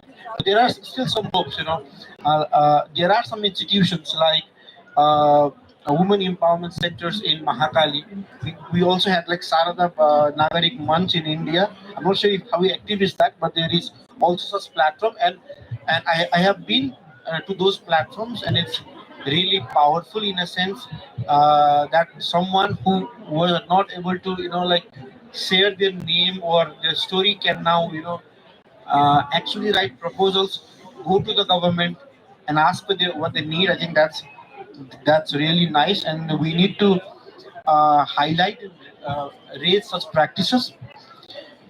Some examples of of South Asia, like Luhagat Declaration, Dhandali Declaration. I think those are the declarations which needs to be an example of element of example for transboundary cooperation. The tools of citizen science. For those who don't know what citizen science is, it's the process of engaging the citizen themselves as the like the first person to generate evidence and then raise that to advocate to the power holder. So I think that's something we need to also take away forward. And Adhikar Badi, but early warning system is also something a good practice, and that's something we need to take it forward. And I really like the idea that Mukunda was talking about, that if we have to talk, if we want to talk about advocacy, it also should come with the structures. Just talking about advocacy is not going to be enough, and we need to make sure we need to give models that, okay, look, this is what we're talking about, so that they get inspired. They also work collaborate with the government.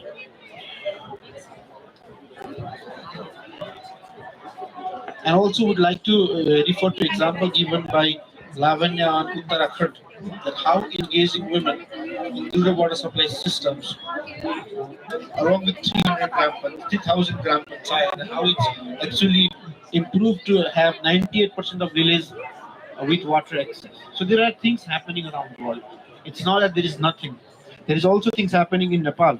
Uh, Rina ji was mentioning that we are already collaborating with 18 municipalities within the country for the improvement of river basin plan. I'm not sure how they're engaging the communities, but I hope there is a way to do that. So I'm really sorry. I'm trying to look at my notes because there was very intensive discussion, and I don't have capacity to remember everything. But eventually I've tried to list points as a takeaway, because we have spent like 90 to 100 minutes here, so it's very important that we have some points to take away.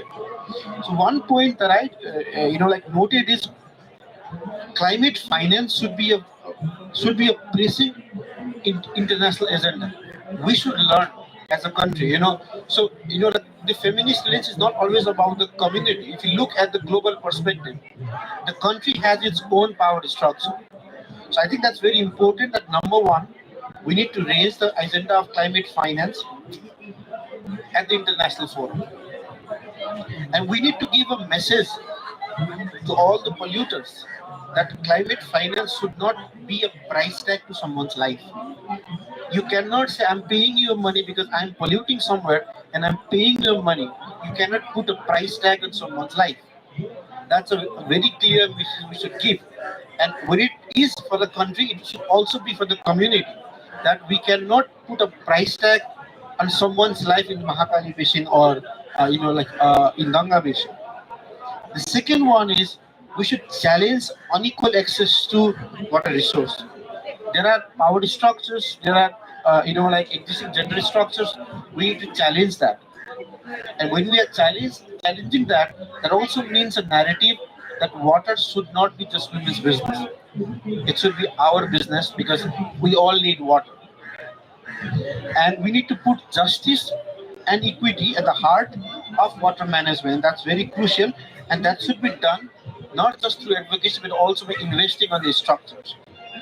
The third one is promoting regional cooperation to manage river that cross national borders. Uh, for example, Hindu Kush Himalaya that provides fresh water to millions of people.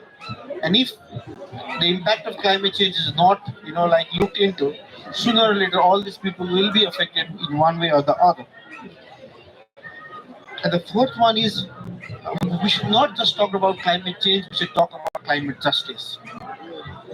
And those who are impacted should be listened, and their voices should be included in one way or the other.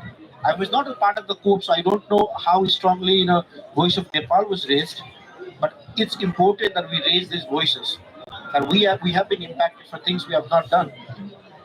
The fifth one is we need to involve everyone as much as possible in the process, in the policy making, at the local level as well as the national level, so that the practices are owned. And the other point is climate crisis is water crisis. And we need to push this agenda that water rights and water security should be the top agenda of climate crisis. If we don't do that, then we are somehow, losing the narrative. And along with this, we need to change the narrative of, in terms of climate finance. There's someone from the Western mindset who would tell us where to invest the climate finance. It should be us deciding where we should be investing in. And this is something we need to bring a change. And I'll say 2 points. One is, the closing statement would be there would not be a climate justice without water justice and gender justice. And I would also like to remember that as in South Asia, we are the part of the land that's once said, Sarve Bhavantu Sukhina, Sarve Santu Niramaya, Sarve Bhadrati Pasyantu, Ma Kastit Dukta Bhavave. That means we imagine the world where everyone is happy, everyone is equal, and everyone share their rights. So let's revive that culture because we are connected by culture. And I think it's really important that we evoke the spirituality because that's what connects the whole South Asia. And I hope we all enjoyed the session. And I hope we will take away that seed that we have learned today and make a change wherever we go. Before I wrap up, I'd like to welcome Suman ji and Asma ji to hand over token of love to our panelists and also share something about that wonderful token of love. Thank you. Thank you, Angelji. I'm happy to share with our panelists the gift that is made from the plant which is grown in the riverbank of Mahakali, and it is made by the community members, which now are in the process of economic empowerment. And the groups that they made is Ramanus and Sonapur Women Empowerment Center, where 30 women are engaged in the process of making this mat. And the scientific name of this plant is Tefa latifolia, and common name is bulrush. Okay, so it takes 3 months to finalize the product from the harvesting to the weaving. So I request Asma to give this to the panelists. Clap, please.